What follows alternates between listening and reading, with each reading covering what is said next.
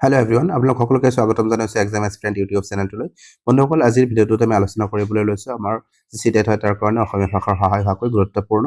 ভাষা মনোবৈজ্ঞানিকসকল। ইয়াত কিছুমান ইম্পৰ্টেণ্ট ভাষা বিজ্ঞানী আছে যিসকলৰ বিষয়ে বাৰে বাৰে চিটেটত কুৱেশ্যন অহা দেখা যায়। ইয়াৰ পৰা কি হয়, প্ৰত্যেক বছৰে 2টা বা 3টা কুৱেশ্যন আহে। মানে লেংগুৱেজ 1 আৰু লেংগুৱেজ 2 মিলি কি কৰে 3টা বা 4টাও অহা কেতিয়াবা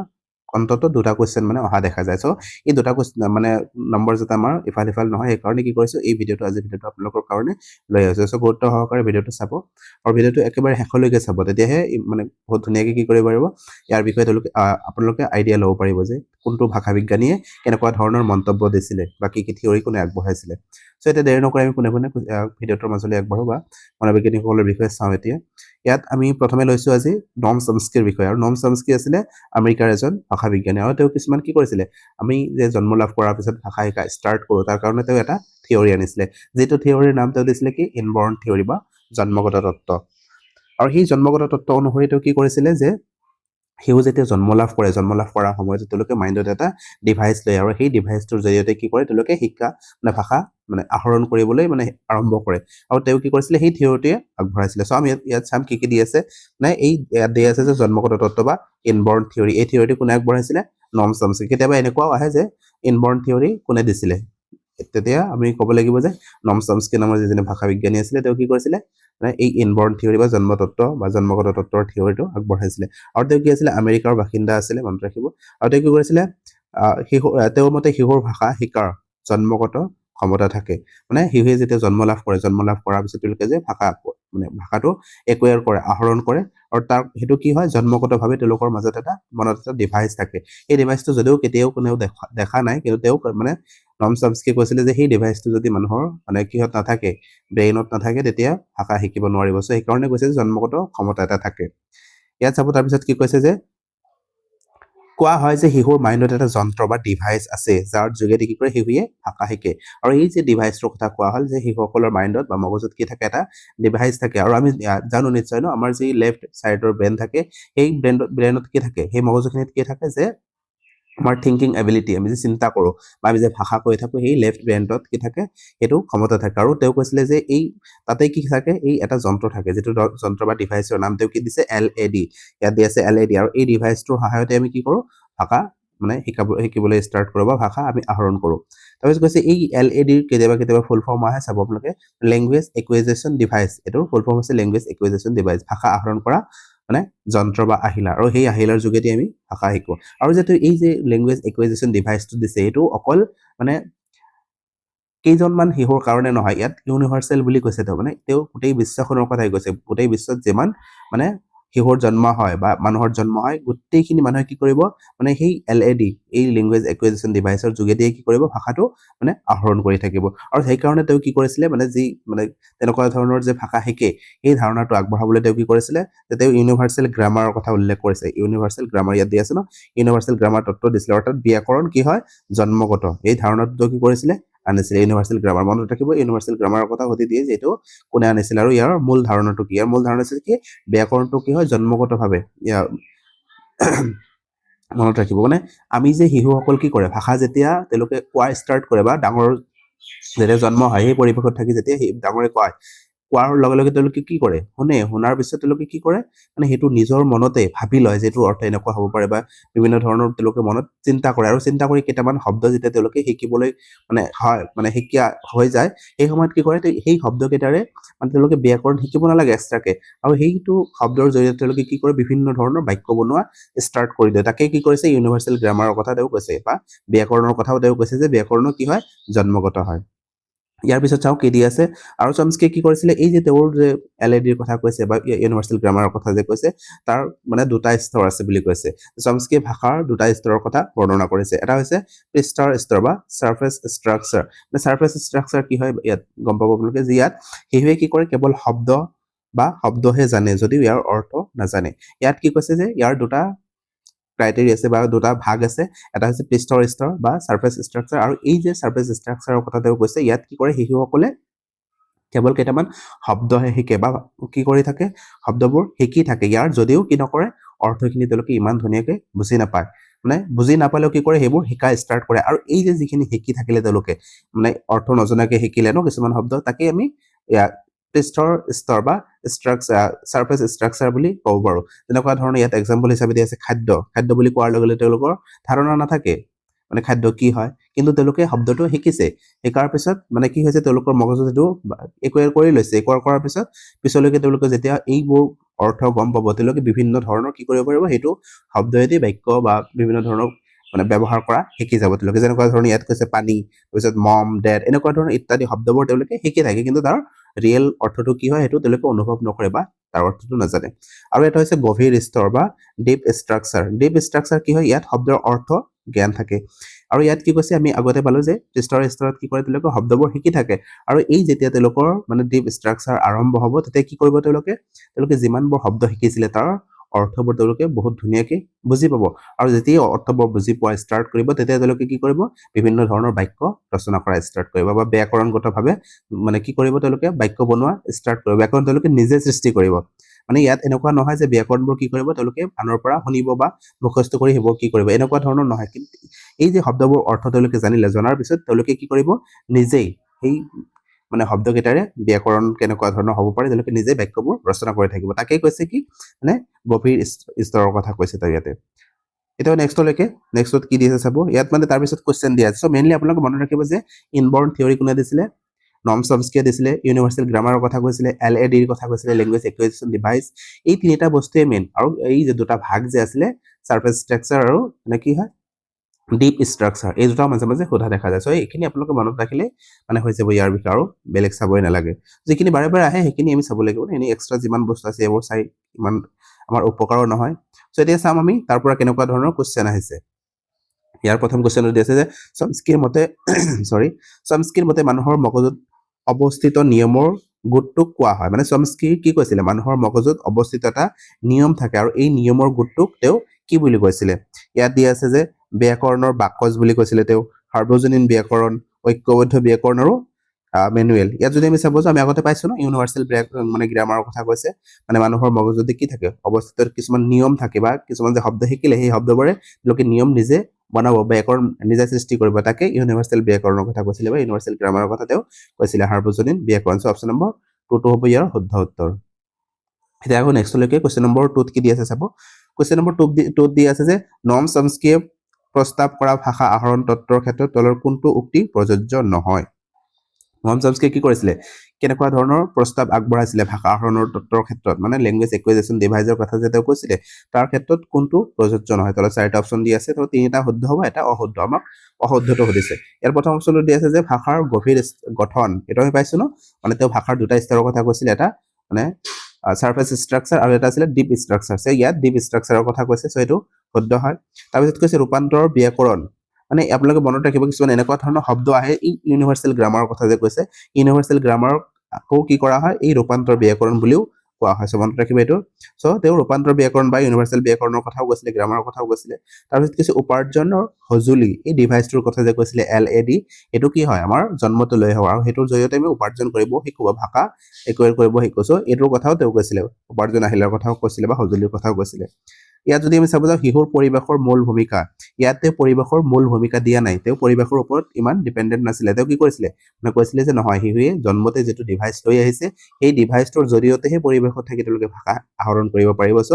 পৰিৱেশক তেওঁ কি কৰা নাই ইমান বহুত গুৰুত্ব দিয়া নাছিলে চ' ইয়াত আমাক কোনটো নহয় বুলি সুধিছিলে নহয় বুলি ক'লে অপশ্যন নম্বৰ 4টোৱে ইয়াৰ শুদ্ধ উত্তৰ হ'ব এতিয়াও next question number 3 question number 3 দিছে ভাষা শিকাৰ সহজাত প্ৰবৃত্তি শিশুৱে বা শিশুবোৰে জন্মতে লৈ আহে এই উক্তিটো কোনজন ভাষাবিদৰ কি কৈছে যে ভাষা শিকাৰ সহজাত প্ৰবৃত্তি মানে ভাষা যে আমি শিকিব পাৰো সেইটো জন্মতে শিশুসকলে মানে লৈ আহে এইটো কোনে কৈছিলে এইটো নৰ্ম চমস্কিয়ে কৈছিলে অপশ্যন নম্বৰ 2 চমস্কিয়ে কৈছিলে মনত ৰাখিব এতিয়া নেক্সটলৈকে কুৱেশ্যন নম্বৰ 4 কুৱেশ্যন নম্বৰ 4ত কি কৈছে কুৱেশ্যন নম্বৰ 4ত কৈছে নৰ্ম চমস্কিয়ে উল্লেখ কৰা অন্তলীন গঠন বা ডিপ ষ্ট্ৰাকচাৰৰ অৰ্থ হৈছে ইয়াত কি কৈছে ডিপ ষ্ট্ৰাকচাৰ কি হয় এইটোৰ অৰ্থ কেনেকুৱা এইবোৰ মানে সুধিছে আৰু আপোনালোকে মনত ৰাখিব যে এই যিবোৰ কুৱেশ্যন মই লৈ আছে এইবোৰ প্ৰিভিয়াছ ইয়াৰৰ কুৱেশ্যন হয় তাৰ পৰা উঠাই মই কি কৰিছো ইয়াত দিছো মই নিজে বনোৱা নাই কুৱেশ্যনবোৰ চ' আপোনালোকে চাব বহুত ধুনীয়াকৈ মানে কেনেকুৱা ধৰণৰ কুৱেশ্যন আহিছে তাৰ পৰা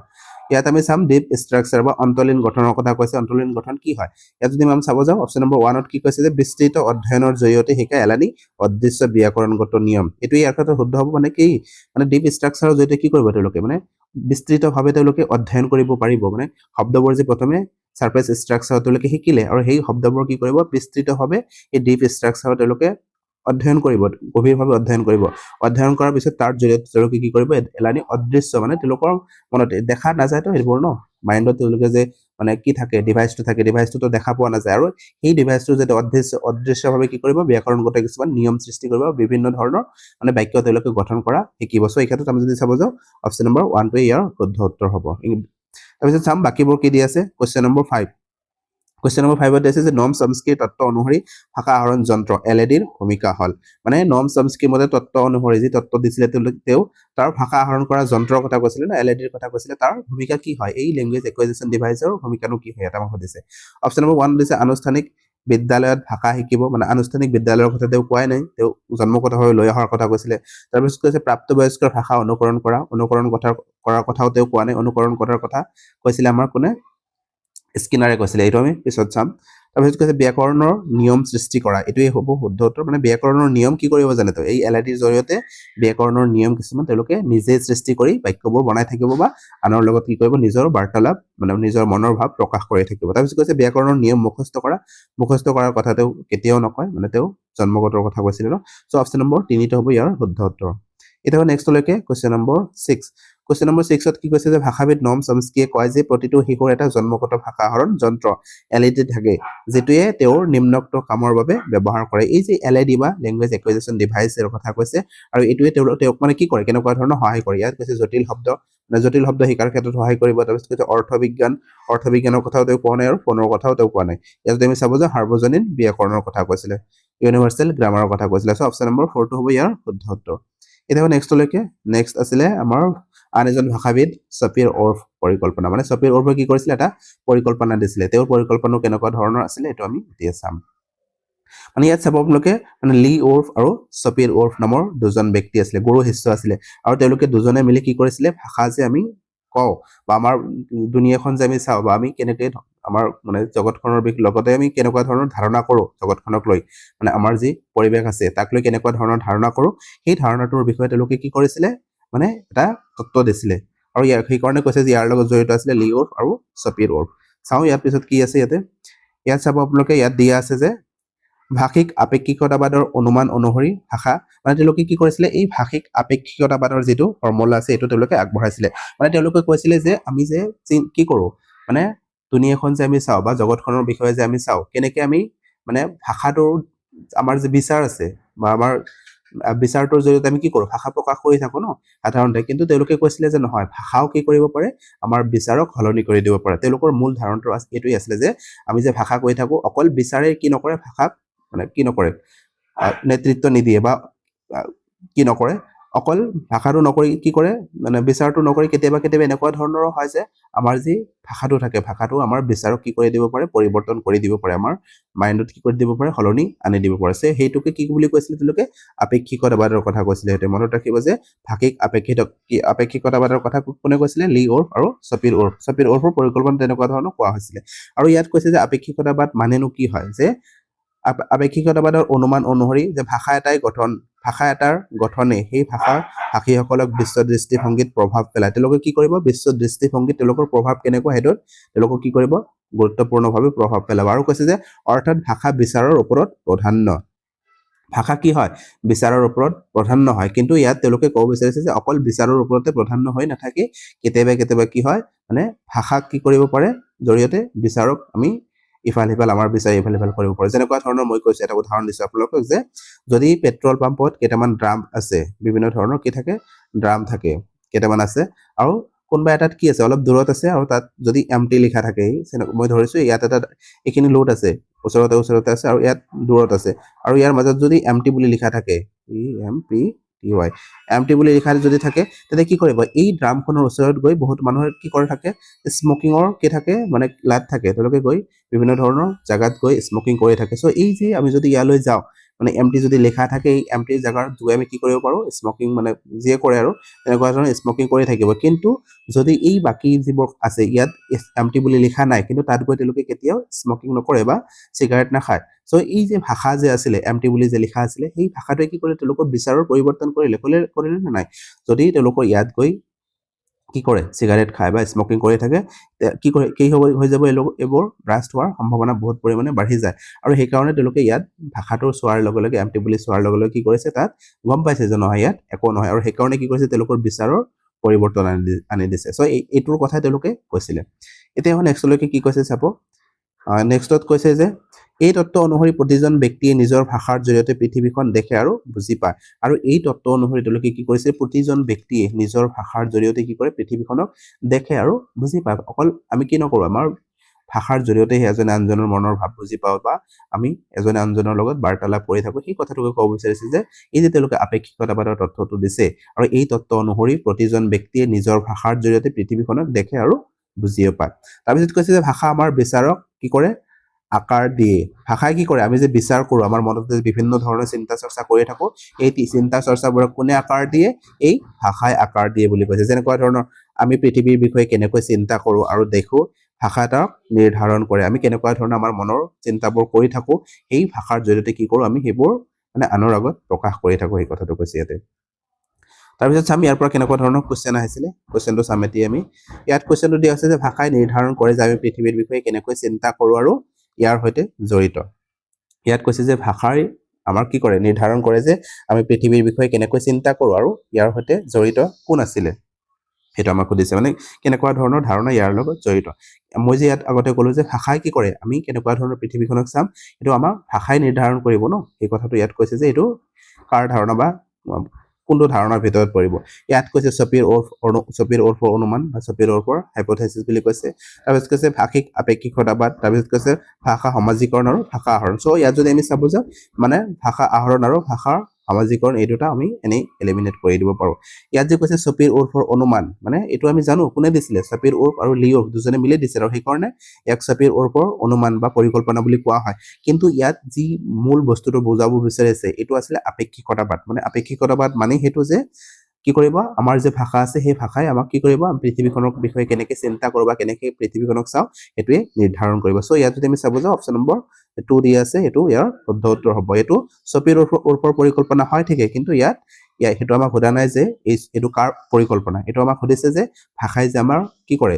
বিচাৰক নিৰ্ধাৰণ কৰে এইটো কেনেকুৱা ধৰণৰ মতামতৰ ভিতৰত পৰে এইটো ভাষিক আপেক্ষিকতাবাদৰ ভিতৰত পৰে চ' মনত ৰাখিব অপশ্যন নম্বৰ 2 ইয়াৰ শুদ্ধ উত্তৰ হ'ব এতিয়াও নেক্সট আৰু এজন ভাষাবিদৰ কথা দিয়া আছে ইয়াত জিম কিউমিনৰ কথা দিয়া আছে জিম কিউমিন কোন আছিলে এতিয়া আমি অলপ চাম ইয়াত চাব দিয়া আছে যে দুটা ভাষাৰ দক্ষতা কমিনছে ভাষা শিকাৰ মানে দুটা ভাগত ভাগ কৰিছে মানে জিম কিউমিনছে কি কৰিছে ভাষাক মানে আমি কেনেকুৱা ধৰণৰ আহৰণ কৰোঁ বা কেনেকুৱা ধৰণৰ কথা পাতি থাকোঁ আমাৰ সমাজত মানুহৰ লগত এই বিষয়তেও দুটা ধাৰণা আগবঢ়াইছিলে তাৰে এটা আছিলে BICS আৰু এটা আছিলে CALP এই দুটাৰ বিষয়ে আমি চাম এতিয়া কি দিয়া আছে ইয়াত চাব BICS বা সামাজিক ভাষা আৰু এটা কৈছিলে যে CALP বা শৈক্ষিক ভাষা যে আমি যে সমাজখনৰ লগত মানে সমাজৰ মানুহৰ লগত কেনেকুৱা ধৰণৰ কথা বতৰা পাতি থাকোঁ মানে সেই কথাটো ক'বলৈ গৈ তেওঁ কি কৰিছিলে সামাজিক ভাষাৰ ধাৰণাটো দিছিলে অৰ্থাৎ বেছিক ইণ্টাৰপাৰ্চনেল কমিউনিকেটিভ স্কিলছৰ কথা কৈছিলে বা সামাজিক ভাষাৰ কথা কৈছিলে BICSৰ কেতিয়াবা ফুল ফৰ্ম অহা দেখা যায় চ' ফুল ফৰ্মটো আপোনালোক মনত ৰাখি থ'ব যে বেছিক ইণ্টাৰপাৰ্চনেল কমিউনিকেটিভ স্কিলছ চ' ইয়ে কি কৰে যে ই দৈনন্দিন কথা বতৰা আৰু সামাজিক যোগাযোগৰ বাবে প্ৰয়োজন মানে আমি যে দৈনন্দিন জীৱনত কথা বতৰা পাতি থাকোঁ বা সমাজৰ বিভিন্ন ধৰণৰ ব্যক্তিৰ লগত কি কৰি থাকোঁ আমি বাৰ্তালাপ কৰি থাকোঁ এই সামাজিক ভাষাই এইটো মানে সহায় কৰে তাৰ ক্ষেত্ৰত আৰু কৈছে ই আয়ত্ব কৰিবলৈ কম সময় লাগে আৰু এই যে সামাজিক ভাষাটো থাকে এইটো বা মাতৃভাষা যিটো আমাৰ থাকে এইটো আয়ত্ব কৰিবলৈ আমাৰ ইমান বেছি সময় নালাগে মানে 1 পৰা 2 বছৰৰ ভিতৰত আমি কি কৰিব পাৰোঁ এইটো আয়ত্ব কৰি ল'ব পাৰোঁ আমি কাৰ লগত কেনেকুৱা ধৰণৰ কথা পাতিম এইটো মানে এই যে সামাজিক ভাষা আছে সেইটোৱে কি কৰে নিৰ্ধাৰণ কৰে বা এইটোৱে আমাক সহায় কৰে বহুত পৰিমাণে চ' মনত ৰাখিব যে BICS হৈছে যে আমি সাধাৰণতে সমাজৰ লগত কেনেকুৱা ধৰণৰ কথা বতৰা পাতি থাকোঁ বা মই মোৰ বন্ধুৰ লগত কেনেকুৱা ধৰণৰ কথা পাতিম বা মোৰ মাকৰ লগত কেনেকুৱা ধৰণৰ কথা পাতিম এই যিবোৰ কথা পাতি থাকোঁ এইটো হৈছে BICS আৰু এটা আছে অফিচিয়েল লেংগুৱেজ মানে আমি কি কৰিম যেনেকুৱা ধৰণৰ স্কুললৈ গৈ বা কলেজলৈ গৈ কেনেকুৱা ধৰণৰ কথা পাতি থাকিম সেইটো হ'ব মানে শৈক্ষিক ভাষা আমি যি টি কথা তাত ক'ব নোৱাৰোঁ বা এজন শিক্ষকৰ লগত কথা পাতি আছোঁ তাত মই যিকোনো ভাষাই ব্যৱহাৰ কৰিব নোৱাৰিম তাত শালীনভাৱে বা অফিচিয়েল যিখিনি লেংগুৱেজ আছে সেই মতে আমি কি কৰিব লাগিব তাত কথা পাতিব লাগিব সো এটো মনত ৰাখিব যে BICS মানে আমি দৈনন্দিন জীৱনত যিবোৰ মানুহৰ লগত কথা পাতি থাকো বা সামাজিক যেনেকুৱা ধৰণৰ বাৰ্তালাপ কৰি থাকো তাকে BICS বুলি জানো আৰু CALP মানে হৈছে অফিচিয়েল যি ল্যাঙ্গুৱেজ থাকে বা শৈক্ষিক যি ভাষা থাকে তাক CALP cognitive academic language proficiency বুলি কোৱা হয় যায় যে ই পঢ়া-শুনাৰ বিষয়ভিত্তিক জ্ঞান আহৰণ আৰু জটিল চিন্তাৰ বাবে প্ৰয়োজন কি কৈছে ইয়াতে আমি যে পঢ়া-শুনা কৰো তাৰ ভাষাটো কেনে কোৱা হয় অফিচিয়েল হয় হয় নে নাই মানে ইয়াত তাত যেতি ভাষা দিয়া নাথাকে সো হেতুৱে কৈছে যে ই পঢ়া-শুনাৰ বিষয়ভিত্তিক জ্ঞান আহৰণ আৰু জটিল চিন্তাৰ বাবে প্ৰয়োজন হয় ই আয়ত্ত কৰিবলৈ দীঘলীয়া সময় লাগে আৰু এই যে আমাৰ যি মানে প্ৰথম ভাষাটোৰ কথা কৈছিলে প্ৰথম ভাষাটো আছিল BICS আৰু আমাৰ যি সেকেন্ড আমি এটা ল্যাঙ্গুৱেজ শিকিছো স্কুললৈ গৈ কি কৰিছো আমি আন এটা ল্যাঙ্গুৱেজ শিকিছো না নাই বা কি কৰিছো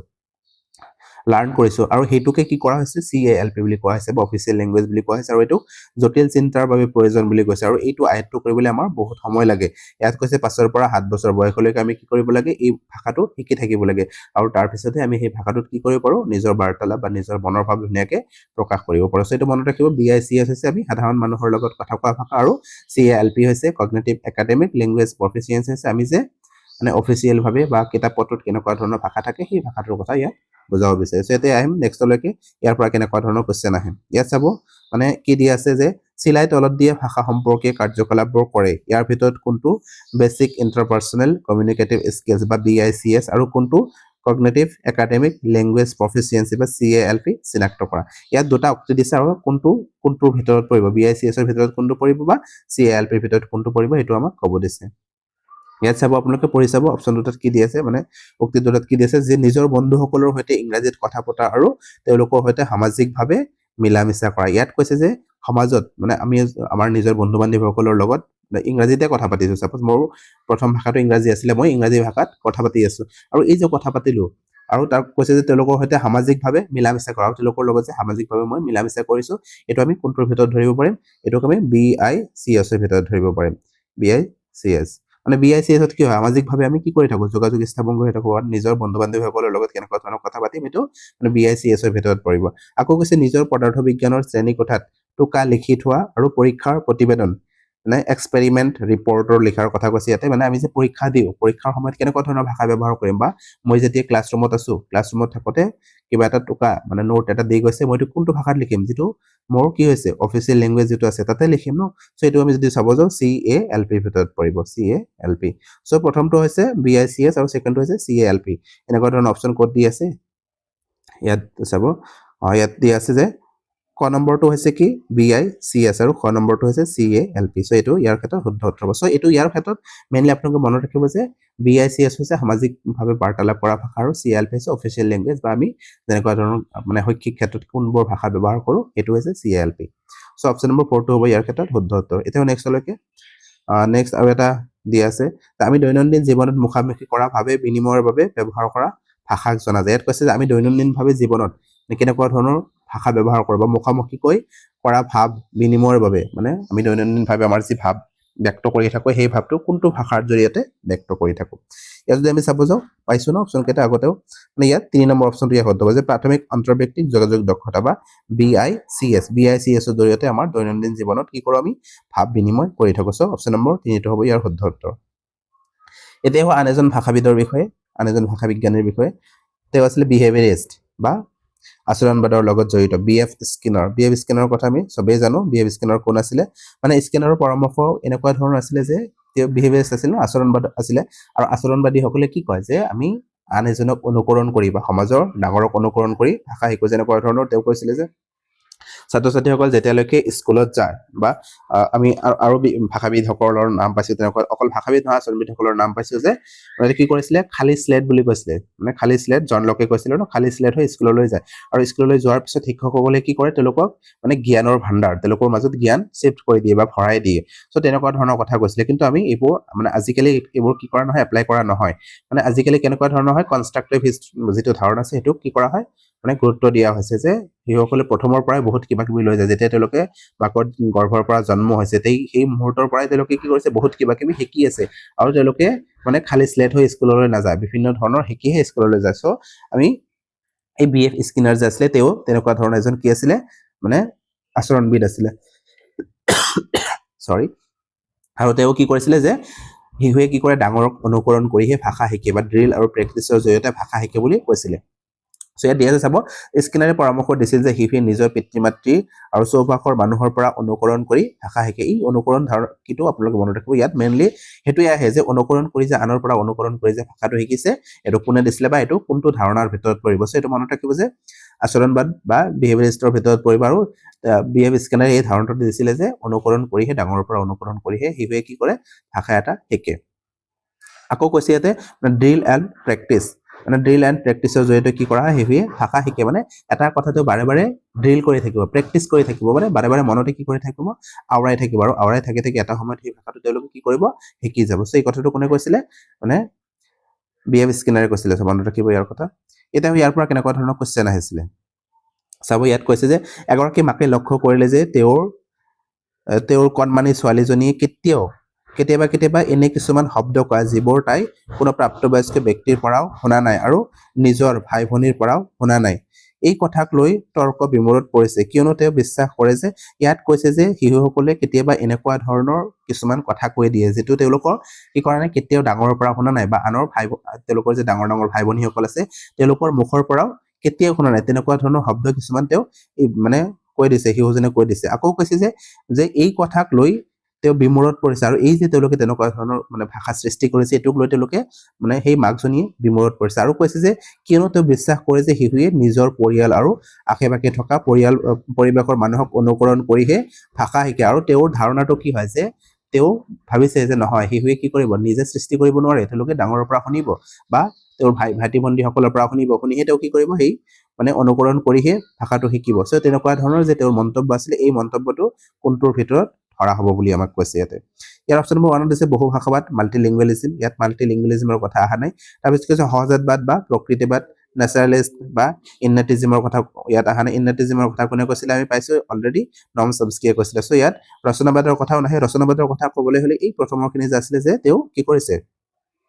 মানে তেওঁ কেতিয়াও আনৰ মুখত শুনা নাই বা ডাঙৰৰ মুখত শুনা নাই তথাপিও তেওঁ সেই ভাষাটো কি কৰিব পাৰিছে তেনেকুৱা ধৰণৰ শব্দ কিছুমান সৃষ্টি কৰিব পাৰিছে তেওঁ বাক্য কিছুমান তেনেকুৱা ধৰণৰ ৰচনা কৰিব পাৰিছে সো এইখিনিলৈকে আমি যদি চাওঁ এইখিনিলৈকে ৰচনাবাদৰ ভিতৰত আমি ধৰিব পাৰিম কিন্তু ইয়াত যিখিনি দিয়া আছে এইটো হৈছে ব্যৱহাৰবাদ মাকজনী কি কৰিছিলে মানে ভাবিছিলে যে তেওঁ ডাঙৰৰ পৰা অনুকৰণ কৰিহে ভাষাটো শিকিব তেওঁ এনেকুৱা ধৰণৰ শব্দ কিয় কৈছে তেওঁ বিমূৰত পৰিছে সো ইয়াত যদি আমি চাব যাওঁ বিহেভিয়ৰিষ্টসকলৰ কথা ক'ব বিচাৰিছে বা ইয়াত মেইনলি বিহেভ স্কেনাৰৰ কথা ইয়াত আহিব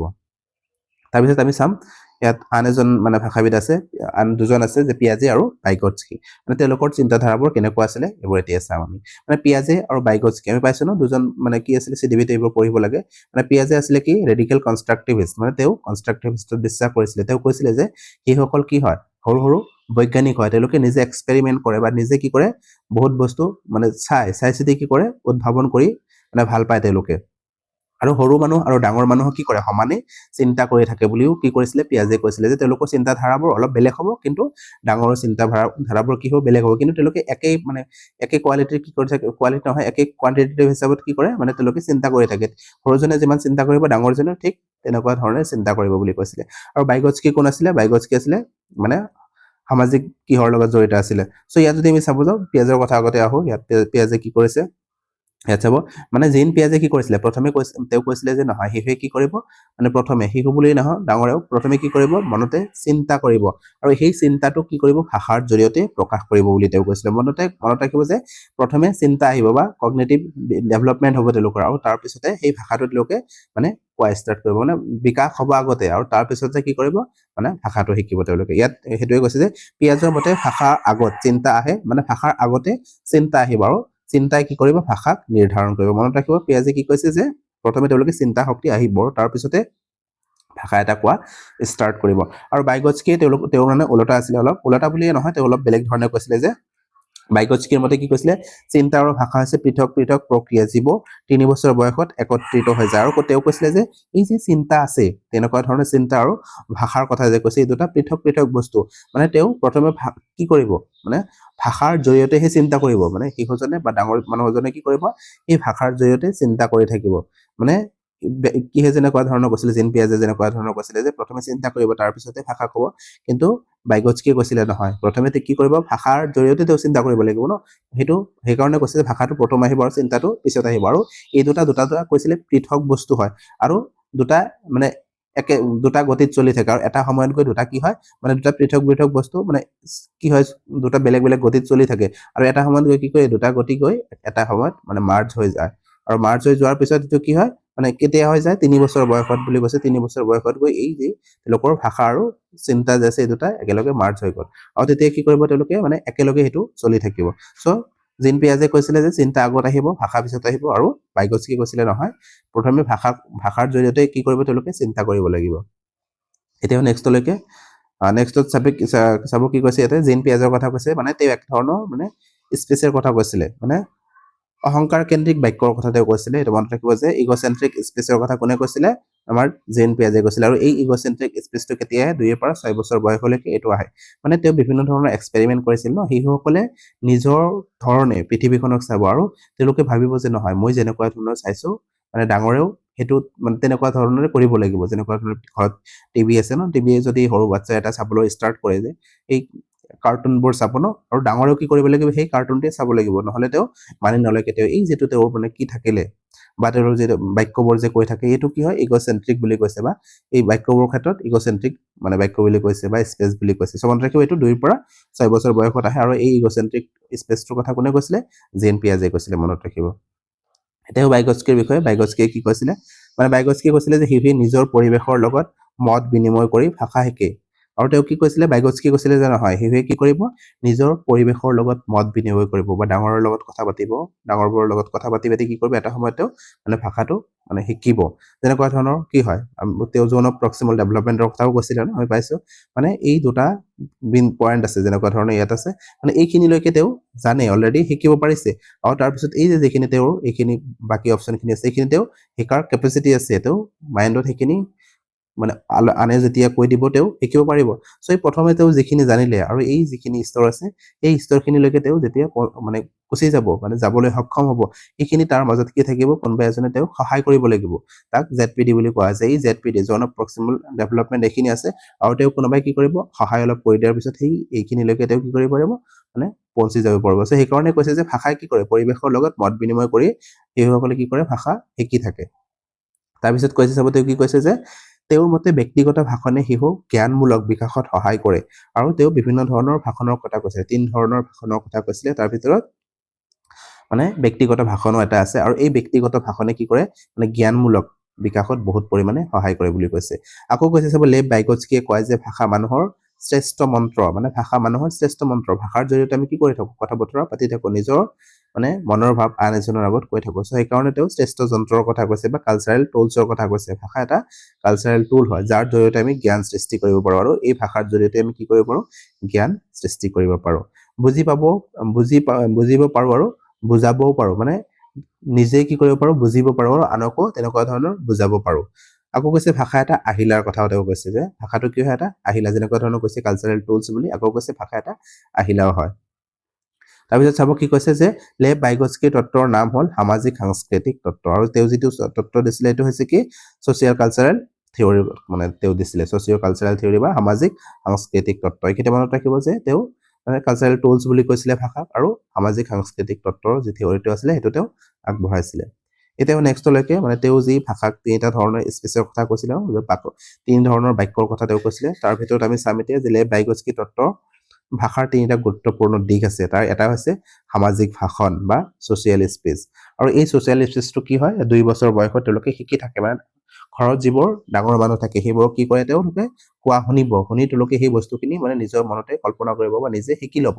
এই যিটো কথা কৈছিলে এইটো ছ'চিয়েল স্পেচ বা ডাঙৰ যেতিয়া তেওঁলোকে ভাষা এটা কোৱা ষ্টাৰ্ট কৰিব বিভিন্নজনৰ লগত কি কৰিব কথা বতৰা পাতি থাকিব এইটোকে তেওঁ ছ'চিয়েল স্পেচ বুলি কৈছে আৰু ইয়াৰ সময় কেতিয়া কৈছে 2 বছৰ বয়সত এইখিনি আহি যায় তাৰপিছত কৈছে ব্যক্তিগত ভাষণ বা প্ৰাইভেট স্পেচ কি হয় কেতিয়াবা ল'ৰা ছোৱালীসকলে কি কৰে যেতিয়া ভাষাটো তেওঁলোকে শিকিছে মানে শিকি আছে বা শিকিছে বহুতখিনি শিকিব আৰু বহুতখিনি শিকা বাকীও থাকিব সো শিকি আছে তেওঁলোকে কি কৰিব নিজৰ কিবা এটা কৈ থাকিব আৰু সেই যে কৈ থাকিব এইটো ডাঙৰকৈ ক'ব নিজৰ কি কৰিব নিজৰ সেই কিটোক এটা বন্ধুৰ নিচিনাকে তেওঁলোকে ভাবিব যে তেওঁ কোনোবা আছে তাত তাৰ লগত তেওঁ কথা পাতি যেন আছে কিন্তু এনেও কোনো নাই তাত কিন্তু তেওঁ নিজে কি কৰিছে মানে প্ৰাইভেট তেনেকুৱা ধৰণৰ কি কৰিছে স্পেচ কৈ আছে মানে ভাষা এটা কৈ আছে কৈ তেওঁ কামটো কি কৰিছে আঞ্জাম দি আছে বা কথা পাতি পাতি কামটো কৰি আছে চ' এইটো হ'ব ব্যক্তিগত ভাষণ এইটো 3 পৰা 6 বছৰ বয়সত এইটো কি হয় আহি যায় তাৰপিছত আৰু এটা কৈছিলে যে নীৰৱ আভ্যন্তৰীণ বাক্য বা চাইলেণ্ট ইনাৰ স্পেচ আমি তাৰপিছত কি হয় 6 বছৰৰ পিছত বা ডাঙৰ মানুহেও কি কৰে যে এই চাইলেণ্ট ইনাৰ স্পেচৰ জৰিয়তে তেওঁলোকে মানে শিকি থাকে মানে বিভিন্ন ধৰণৰ বস্তু আমি যে পঢ়ি থাকো বা শিকি থাকো এইটো কি কৰোঁ আমি আনৰ আগত প্ৰকাশ মানে সদায় প্ৰকাশ কৰি নাথাকো বা এই ডাঙৰকৈ কৈ বা পঢ়ি আমি কি নকৰোঁ এটা সময়ত গৈ লাহে লাহে মনে মনে কিতাপবোৰ পঢ়ি থাকো বা কি কৰি থাকো মনে মনে তাৰ কি কৰি থাকো জ্ঞানবোৰ লৈ থাকো এই যিটো মানে চাইলেণ্ট ইনাৰ স্পেচ আছে তাৰ কথা তেওঁ কৈছে ইয়াতে যে নীৰৱ আভ্যন্তৰীণ বাক্য আৰু এইটো 6 বছৰৰ পিছত আহে এইটো কি কৰে 6 বছৰৰ পিছত সাধাৰণতে এই কিটো স্তৰটো আহে মনত ৰাখিব তাৰপিছত কৈছে বাইগটস্কিৰ মতে প্ৰথম বছৰবোৰত ভাষা আৰু চিন্তাটোৱে এটা মানে কি হয় এটা আনটোৰ পৰা স্বাধীন হয় ইয়াত সেইটোৱে কৈছে যে বাইগটস্কিৰ মতে প্ৰথম বছৰত ভাষা আৰু চিন্তা দুটোৱে কি হয় ইটোৱে সিটোৰ পৰা স্বাধীন আৰু কিছু সময়ৰ পিছত একত্ৰিত হয় আমি পাইছিলো 3 বছৰ বয়সলৈকে এটা আনটোৰ পৰা 3 বছৰ 2 বছৰ আছিল 2 বছৰ বয়সলৈকে কি হয় 3 বছৰ আছিল চাগে 3 বছৰ বয়সলৈকে দুটা বেলেগ বেলেগ গতিত চলি থাকে আৰু এটা সময়ত গৈ এই দুটা কি হয় মাৰ্জ হৈ মানে চিন্তা আৰু যি ভাষা আছে একেলগে চলি থাকে প্ৰক্ৰিয়াটো চ' এইটো কাৰণে তেওঁ কি কৰিছিলে বাইগটস্কিয়ে কৈছিলে এতিয়াও তেওঁলোকৰ পৰা কেনেকুৱা ধৰণৰ কুৱেশ্যন আহিছে এইবোৰ চাম আমি এতিয়া ইয়াত চাব কি কৈছে ভাষা আৰু চিন্তাৰ প্ৰসংগত জিন পিয়াজৰ মতে তলৰ কোনটো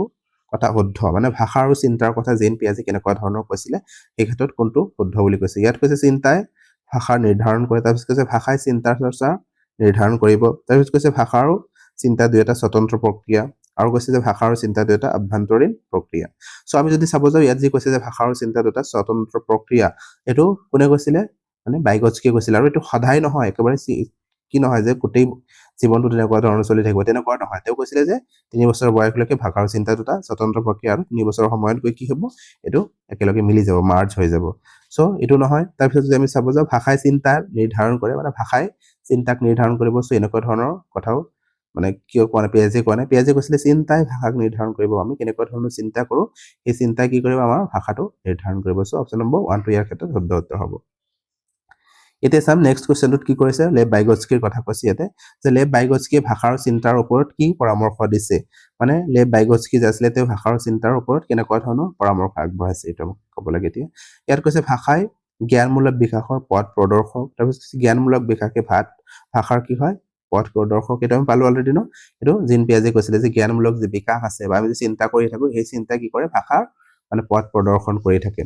চ' ইয়াত যদি আমি চাব যে অপশ্যন নম্বৰ 1 যি দিয়া আছে যে ভাষাই জ্ঞানমূলক বিকাশত পথ প্ৰদৰ্শক মানে আমি ভাষাৰ জৰিয়তে আমাৰ বিচাৰবোৰ প্ৰকাশ কৰি থাকো এই কথাটো কোনে কৈছিলে লেভ বাইগটস্কিয়ে কৈছিলে মনত ৰাখিব ইয়াৰ অপশ্যন নম্বৰ 1 টো শুদ্ধ উত্তৰ হ'ব এতিয়া নেক্সটলৈকে ইয়াত আন এজন মানে মনোবিজ্ঞানৰ কথা দি আছে ভাষা মনোবিজ্ঞানিকৰ কথা দি আছে তেওঁ হৈছে আমাৰ কোন হয় ষ্টিফেন ক্ৰেচনৰ বিষয়েও কুৱেশ্যন আহে চ' আমি চাম এতিয়া ষ্টিফেন ক্ৰেচন কোন আছিল তেওঁ কেনেকুৱা ধৰণৰ মানে তত্ত্ব দিছিলে যে তেওঁ এজন ভাষাবিদ আছিলে আৰু তেওঁ কি আছিলে আমেৰিকাৰ আছিলে মানে ষ্টিফেন ক্ৰেচন আমেৰিকাৰ এজন ভাষাবিদ আছিলে আৰু তেওঁ SLA মানে ছেকেণ্ড লেংগুৱেজ একুইজিশ্যনৰ যিটো ধাৰণা সেইটো তেওঁ দিছিলে মানে ছেকেণ্ড লেংগুৱেজ একুইজিশ্যন আমি কৰিব পাৰোঁ মানে আমি পাইছোঁ ন ফাৰ্ষ্ট লেংগুৱেজটো আমি একুইজিশ্যন কৰি থাকোঁ আৰু মানে ষ্টিফেন ক্ৰেচনে কৈছিলে যে নহয় অকল আমি ফাৰ্ষ্ট লেংগুৱেজটোৱে একুইজিশ্যন নকৰোঁ বা আহৰণ নকৰোঁ আমি ছেকেণ্ড লেংগুৱেজটো আহৰণ কৰিব পাৰোঁ আৰু এই ছেকেণ্ড লেংগুৱেজটো আহৰণ কৰাৰ ক্ষেত্ৰতে 5টা ষ্টেপৰ কথা কৈছিলে যে এই 5টা ষ্টেপ যদি মানে ল'ৰা ছোৱালীসকলক দিয়া যায় তেওঁলোকে অকল ফাৰ্ষ্ট লেংগুৱেজটোৱে নহয় ছেকেণ্ড লেংগুৱেজটোৱে তেওঁলোকে আহৰণ কৰিব একুইজিশ্যন কৰিব পাৰিব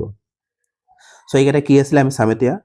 ইয়াৰ প্ৰথমটো কৈছে অৰ্জন অধ্যয়ন পৰিকল্পনা একুইজিশ্যন লাৰ্ণিং হাইপথেচিছ মানে কি 5টা হাইপথেচিছৰ কথা কৈছিলে আৰু এই 5টাৰ প্ৰথমটো আছিলে যে অৰ্জন অধ্যয়ন পৰিকল্পনা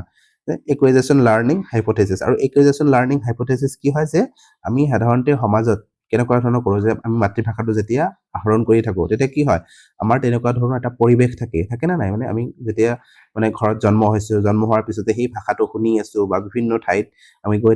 গৈ থকাৰ পিছতে কি হয় সেই ভাষাটোৱে আমি শুনি থাকোঁ বা সেই ভাষাত বিভিন্ন ধৰণৰ যেতিয়া আমি অলপ পঢ়া শিকি থাকোঁ মানে তেতিয়াও কি হয় এই ভাষাটো পঢ়ি থাকোঁ তেনেকুৱা ধৰণৰ কৰি থাকোঁতে আমাৰ কি হয় সেই ভাষাটো আমি নিজে মানে অৰ্জন কৰি লওঁ ঠিক তেনেকুৱা ধৰণৰ তেওঁ কৈছে যে অৰ্জন অধ্যয়নৰ যি পৰিকল্পনাটো আছে যে এই ফাৰ্ষ্ট লেংগুৱেজটো যেনেকুৱা ধৰণৰ মই শিকিছোঁ ছেকেণ্ড লেংগুৱেজটোও যদি তেনেকুৱা ধৰণৰ হয় যে আমি তেনেকুৱা ধৰণৰ এটা পৰিৱেশত থাকোঁ যে মই ফাৰ্ষ্ট লেংগুৱেজ আছিলে মোৰ অসমীয়া মই কিন্তু বেলেগ এটা ঠাইলৈ গৈছোঁ বিহাৰত গৈছোঁ ছাপ'জ বিহাৰত তাত হিন্দী ভাষা ইউজ কৰা হয় বা ভোজপুৰী ভাষা ইউজ কৰা হয় চ' তাত যদি মই ছাপ'জ থাকি আছোঁ কেইবছৰমানৰ পৰা চ' তাত তেনেকুৱা ধৰণৰ থাকি তাত সদায় কি কৰিব সেই ভোজপুৰী ভাষাতে মানে চাৰিওফালে তেনেকুৱা ধৰণৰ পৰিৱেশ এটা সৃষ্টি হ'ব হোৱাৰ পিছত কি কৰিব পাৰিম এই ছেকেণ্ড লেংগুৱেজটো লাহে লাহে কি কৰিব পাৰিম আমি মানে আহৰণ কৰিব পাৰিম বা একুইজিশ্যন কৰিব পাৰিম চ' এই প্ৰথম তেওঁ কি কৈছিলে অধ্যয়ন অধ্যয়ন পৰিকল্পনা তেওঁ আগবঢ়াইছিলে এইটো প্ৰথম ষ্টেজ আছিলে তাৰপিছত কৈছে নিৰীক্ষণ মনিটৰ হাইপথেচিছৰ কথা কৈছে যে তাৰপিছত আমি কি কৰিব এইটো প্ৰথমটো গ'ল তাৰপিছত তেওঁলোকে কেনেকুৱা ধৰণৰ ভাষাটো শিকিছে বা ভুলকৈ কৈছে না শুদ্ধকৈ কৈছে এইটো আমি মনিটৰ কৰিব লাগিব চাব লাগিব চোৱাৰ পিছত যদি তেওঁলোকে কিবা ভুলকৈ কৈছে ভুল বাক্যবোৰ যদি কৈছে বা ভুল শব্দ কিছুমান কৈছে এইটো আমি অলপ তেওঁলোকক মানে উৎসাহ অলপ দিব লাগিব যে নহয় তুমি বহুত ভালকৈ কৈছা এইটো অলপ মানে এনেকুৱা ধৰণৰ ক'লে আৰু ভাল হ'ব চ' তেনেকুৱা ধৰণৰ যদি আমি তেওঁলোকক নিৰীক্ষণ কৰি থাকোঁ তেতিয়া কি হ'ব আৰু তেওঁলোকে ভাষাটো বহুত ধুনীয়াকৈ শিকিব পাৰিব চ' এই মনিটৰ হাইপথেচিছ আছিলে তেওঁৰ 2 নম্বৰ পইণ্টটো তাৰপিছত চাম কি আছে তাৰপিছত কৈছে ইনপুট হাইপথেচিছৰ কথা কৈছে মানে ইনপুট হাইপথেচিছ কি হয় এইটো মানে মেইনলি চাব আপোনালোকে এইটো পৰীক্ষাত বেছিকৈ অহা দেখা যায় ইনপুট হাইপথেচিছটো কি হয় যে এই শিশুজন যিমান মানে কি কৰিছে শিকিছে শিকাৰ পিছত আমি I+ মানে 1ৰ কথা কৈছে তেওঁ I+1 এই I+1 যদি দিয়া যায় তেওঁ তাৰপিছত কি কৰিব তেওঁ এই ভাষাটো আৰু বহুত জলদি শিকি যাব মানে তেওঁ যিখিনিলৈকে শিকিছে শিকাৰ পিছত যদি আমি তেওঁক আৰু অলপ মানে ইনপুট দি থাকোঁ যে নহয় তুমি এইটো শব্দ এনেকুৱা ধৰণৰ ক'ব লাগিব বা আমি বস্তুখিনি যদি শিকাই দি থাকোঁ আৰু বেছিকৈ শিকাই দিওঁ তেতিয়া কি কৰিব পাৰিব তেওঁ এইটোৰ জৰিয়তে আৰু জলদি এই ছেকেণ্ড লেংগুৱেজ যিটো আছিলে সেইটো তেওঁ আহৰণ কৰিব পাৰিব যেনেকুৱা ধৰণৰ তাৰপৰা মই বাইগস্কিৰ কথাই কৈছোঁ ন বাইগস্কিৰ কি কৰিছিলে যে যিখিনিলৈকে তেওঁ জানে আৰু যিখিনিলৈকে তেওঁ শিকাৰ কেপাচিটি আছে সেইখিনি যদি তাৰ মাজত অলপ সহায় কৰি দিয়া যায় ঠিক তেনেকুৱা ধৰণৰ মানে এই ইনপুট যিটো হাইপথেচিছ আছে তেওঁ তেনেকুৱা ধৰণেৰে কৈছিলে যে মানে তেওঁ আছিলে আই মানে তেওঁ সেই ব্যক্তিজন আৰু তাৰ লগত যদি +1 কৰি দিয়া যায় যে তাৰ লগত যদি কোনোবাই এই বস্তুটো তেওঁক আৰু মানে শিকাই দিয়ে বস্তু জলদি শিকাই দিয়ে তেওঁ আৰু কি কৰিব পাৰিব সেই ভাষাটো বেছি সোনকালে আহৰণ কৰিব পাৰিব চ' সেই কথাটো কি কৰিছিলে মানে ইয়াত ইনপুট হাইপথেচিছৰ ভিতৰত সেইটো ধৰিব পাৰিব ইয়াত কৈছে যে শিশুৱে চাব আপোনালোকে যে শিশুৱে সেই ইনপুট দিব যিটো তেওঁ শিকাৰ বাবে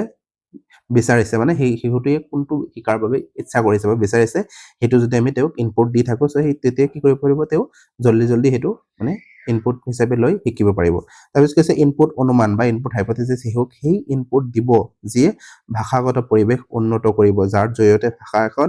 বা ভাষা এটা কি কৰিব উচ্চ স্তৰলৈ উন্নীত হ'ব এই I+1 বা ইনপুট হাইপথেচিছ দিয়াৰ লগে লগে কি কৰিব তেওঁ যিটো মানে জাগাত আছিলে ভাষাগত পৰিৱেশত আছিলে সেইটো তেওঁ কি হ'ব উন্নত হৈ যাব চ' এইটো আছিলে 3 নম্বৰ ষ্টেজটো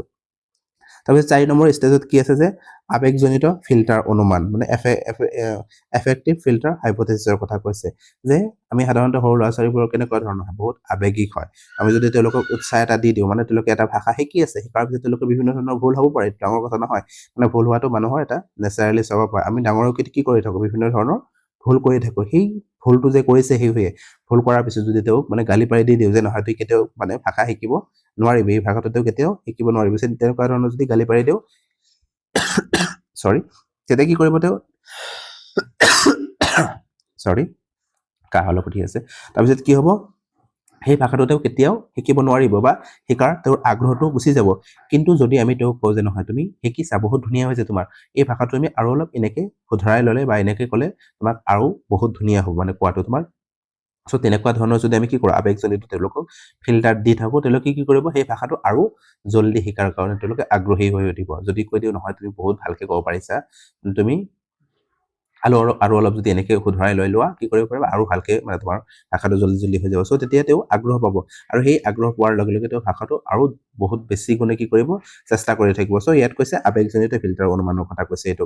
আৰু তাৰপিছত কৈছে প্ৰাকৃতিক ক্ৰমৰ অনুমান মানে নেচাৰেল অৰ্ডাৰ হাইপথেচিছ আৰু কৈছে যে নেচাৰেল অৰ্ডাৰ হাইপথেচিছ এনেকুৱা ধৰণৰ হয় যে আমি যে কি কৰোঁ 4 বছৰ বা 3 বছৰ 5 বছৰ বয়সত মানে এই পৰিৱেশৰ যিটো প্ৰভাৱ মানে চাৰিওফালে বিভিন্ন ধৰণৰ প্ৰিণ্টেষ্ট এনভাইৰনমেণ্ট দিয়া থাকে ন হল্ডিং দিয়ে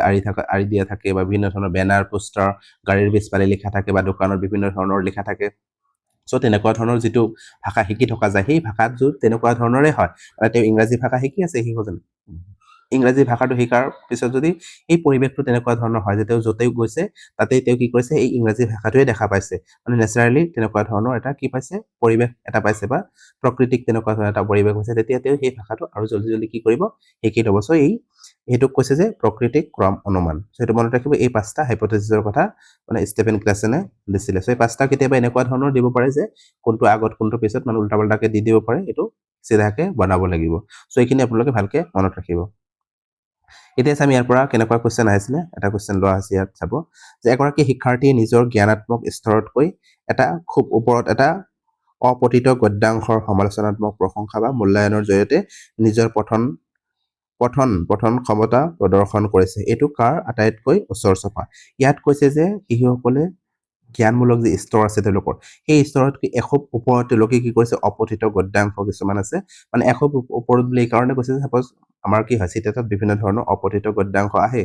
মানে ফাৰ্ষ্ট পেপাৰত এটা আহিব আৰু ফাৰ্ষ্ট পেপাৰ বুলি ফাৰ্ষ্ট লেংগুৱেজ এটা আহিব, ছেকেণ্ড লেংগুৱেজ দুটা অপঠিত গদ্যাংশ আহিব। যদি আপোনালোকে সেইটোৰ প্ৰেক্টিচ মানে প্ৰথমবাৰ কৰি আছে, প্ৰথমবাৰ কৰাৰ পিছত কি হ'ব আপোনালোকৰ কুৱেশ্যন ইমান শুদ্ধ নহ'ব বা ভুল হৈ থাকিব। আৰু তাৰপিছত যেনেকুৱা ধৰণৰ আপুনি তাত সেইটো যদি বহুত ধুনীয়াকৈ ভাবি থাকে, মানে কেনেকুৱা ধৰণৰ হ'ব পাৰে ডিপলি মানে কি কৰে ভাবে চিন্তা কৰে, তেতিয়া কি হ'ব লাহে লাহে আপোনালোকৰ চাব সেই স্তৰটো মানে বাঢ়ি গৈ থাকিব। বা কোনোবাই যদি আপোনালোকক মানে সেই বস্তুখিনি ধুনীয়াকৈ বুজাই দিয়ে যে নহয় এনেকুৱা ধৰণৰ এনেকুৱা হ'লে মানে এইটো কুৱেশ্যনৰ এনচাৰটো এনেকেই দিব লাগিব। চ' কোনোবাই যদি কৈ দিছে মানে I+1 অলপ দিছে, ইনপুট অলপ দিছে, দিয়াৰ পিছত সেইটো আপোনালোকৰ লাহে লাহে গৈ এনেকুৱা হ'ব যে 15ৰ ভিতৰত গৈ 14 বা 15ই পাব পাৰিছে আপোনালোকে। চ' এনেকুৱা ধৰণৰ যি ইনপুট দিছে, চ' এইটোৱে কৈছে যে নিজৰ জ্ঞানমূলক স্তৰত গৈ কি কৰিছে, এখোপ ওপৰত তেওঁলোকে গৈ কি কৰিছে, অপঠিত গদ্যাংশৰ সমালোচনাত্মক প্ৰশংসা কৰিছে বা সমালোচনা কৰিবলৈ চেষ্টা কৰিছে, কেনেকুৱা ধৰণৰ হয় সেইটো তেওঁলোকে চেষ্টা কৰিবলৈ মানে বিচাৰিছে। আৰু মূল্যায়নৰ জৰিয়তে এনেকুৱা ধৰণৰ মূল্যায়নৰ জৰিয়তে নিজৰ কি কৰিছে, পঠন যি ক্ষমতা আছে সেইটো প্ৰদৰ্শন কৰিছে। এইটো যে কৰিছে তেওঁলোকে এইটো আটাইতকৈ কাৰ বেছিকৈ ওচৰ চপা বুলি কৈছে। ইয়াত যদি আমি চাব যাওঁ, ইয়াত যি অপশ্যন নম্বৰ কিহত দিয়া আছে, বোধগম্য নিৱেশ বা কম্প্ৰিহেনচিবল ইনপুট বা ইনপুট হাইপথেচিছৰ কথা কৈছিল ন, চ' এইটোৱে হ'ব যে বোধগম্য নিৱেশ বা